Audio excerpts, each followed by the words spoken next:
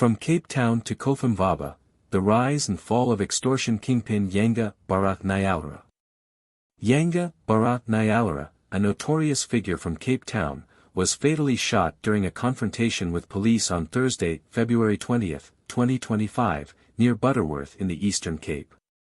Known for his extensive criminal activities, Nyalara's death marks a significant moment in South Africa's ongoing battle against organized crime. Background and criminal activities. Originating from Brown's Farm in Philippi, Cape Town, Nyalara, aged 32, had established himself as a formidable crime lord. His criminal operations spanned from Khayelitsha to Hermanus and extended to Cofimvaba in the Eastern Cape. Central to his illicit enterprises was the extortion of taxi associations, from which he demanded protection fees of up to R2,000 per week. This systematic extortion instilled fear among local taxi operators and solidified his influence in the region. Beyond extortion, Nyalara faced a litany of serious charges. In July 2022, he was arrested and charged with 31 offenses, including 18 counts of murder, multiple attempted murders, illegal possession of firearms and ammunition, and drug-related crimes. These charges stemmed from a series of violent incidents in Khayelitsha and other parts of Cape Town dating back to 2016. Nyalara had a controversial history, having been released from custody on November 26, 2024, after spending nearly 2 years in jail for the murder of 18 people. He was acquitted in July 2024. The state had alleged that he and co-accused Wanda Tofile went on a killing spree in Site B, Khayelitsha, where 12 people were murdered and 6 wounded in a revenge attack on May 15, 2021.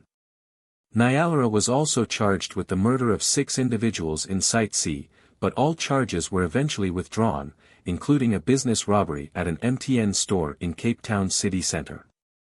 Following his arrest in 2021, residents of Site C protested outside the police station, demanding his release, claiming that the area was safer with him around than when he was in custody.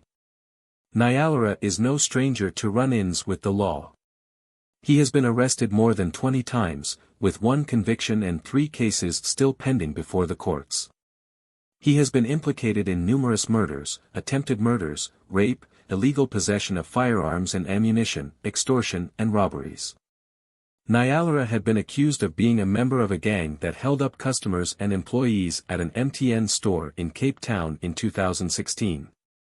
In August, he and his co-accused, Wanda Tofile, were acquitted in the Western Cape High Court, sitting in the Goodwood Prison Court, of all charges related to a Khayelitsha mass shooting in which 12 people were killed and 6 others wounded in May 2021.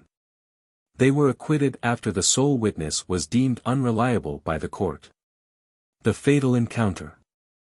On the day of the incident, police received intelligence about 2 vehicles traveling from Cofimvaba, suspected of carrying unlicensed firearms. Officers from the National Intervention Unit, NIU, attempted to intercept these vehicles on the N2 near Ndabakazi, outside Butterworth. The suspects, including Nyalara, resisted, leading to a high-speed chase. The confrontation escalated when the occupants opened fire on the police, prompting officers to return fire. The shootout resulted in the deaths of 6 individuals, among them Nyalara. The vehicles involved, identified as Toyota Fortuners with Cape Town and KwaZulu-Natal registrations, were found to contain multiple firearms, including rifles and pistols. No police officers were injured during the exchange. Community impact and reactions. Nyalara's death elicited mixed reactions within the communities he influenced. In Site C, Khayelitsha, residents expressed a combination of relief and apprehension. While some were glad to see the end of his reign of terror, others feared potential power vacuums and retaliatory violence. Law enforcement agencies have hailed the operation as a significant victory against organized crime.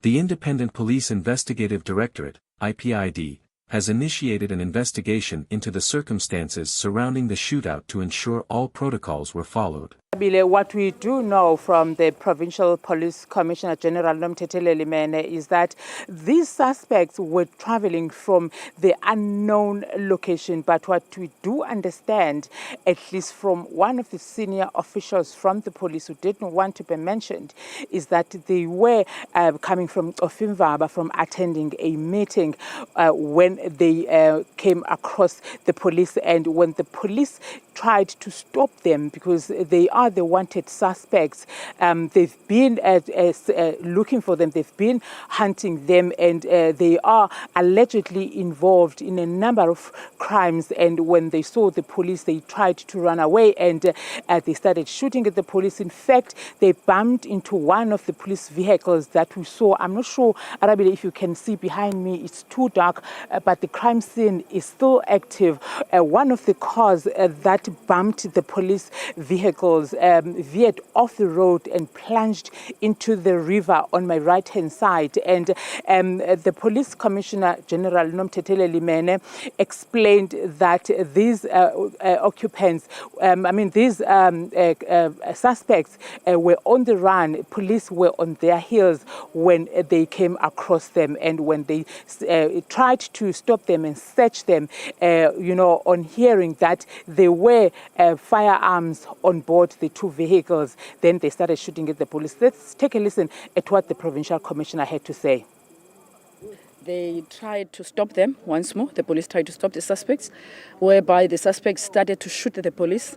A shootout ensued, and two vehicles that were involved also at some stage bumped at the police vehicles, also shooting at the police while shooting at the police. Out of that, there's confirmed 3 occupants in one vehicle that have been shot dead, and the other 3 in the second one that has left the road into the water. So currently the diving unit is currently looking at whether we have more bodies or more persons that are in the river. But we can confirm that 6 of the suspects have been shot and killed by the police. Yes, Arabile, as the Provincial Commissioner is mentioning, that there were 3 occupants in one. In fact, 3 suspects have been killed in one of the vehicles, and another 3 were in another vehicle and in other vehicles. And what we do know, and in fact, what we saw, Arabile, earlier on, is one of the suspects, dead on the other side of the road. And as the police commissioner is saying, that the police divers are still on the river here on my right-hand side, searching for possible more other bodies, as they believe that, it couldn't be that there were only 3 occupants in those big SUV vehicles, and also commending the police for acting swiftly after they got a tip-off that these suspects were heavily armed, and they were from Cofimvaba towards Umtata. Thank you for watching. Don't forget to like, comment and subscribe to our channel for more captivating stories. See you in the next video.